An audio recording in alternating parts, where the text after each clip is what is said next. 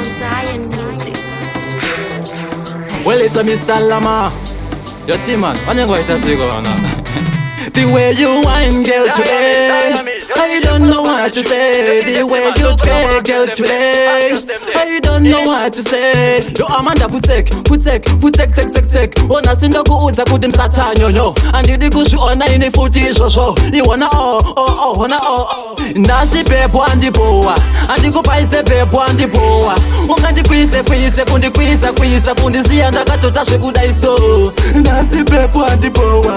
Andikupaise pepo andipoa. Ungandi kwise kundisiya ndakatota zvekudaiso. Ndambokuudza ita uchi tambalo. Okwete zvekumhanya sandi ndombolo. Chiwana zvino ibhlokwe langu dololo. Ndichafamba seya ndiri kunzi hololo. Ndosaka ndichimakatuma sponono. Ndosaka ritiva chingoti oh no. Okubva nasi baby ndoti no follow. Ukanditsvaga futi baby hokoyo. Nasi pepo andipoa. Andikupaise pepo andipoa.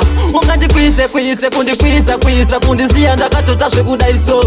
Nasi pepo andipoa.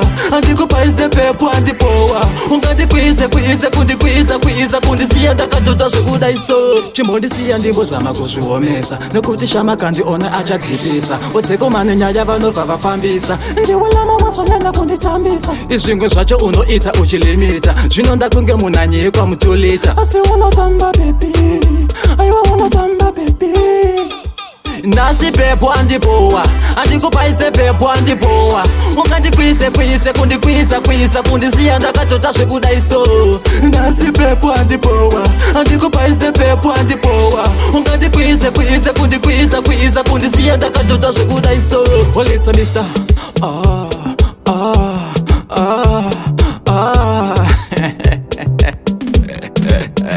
Yo, Amanda, putek. Ona sinda kuudza kuti msatanyo no. Andidi kushuona ini futi shosho. You wanna wanna Nasi pepo andipoa. Andikupaise pepo andipoa. Ungandikwise kundisiya ndakatota zvekudaiso. Nasi pepo andipoa. Andikupaise pepo andipoa. Ungandikwise kundisiya ndakatota zvekudaiso.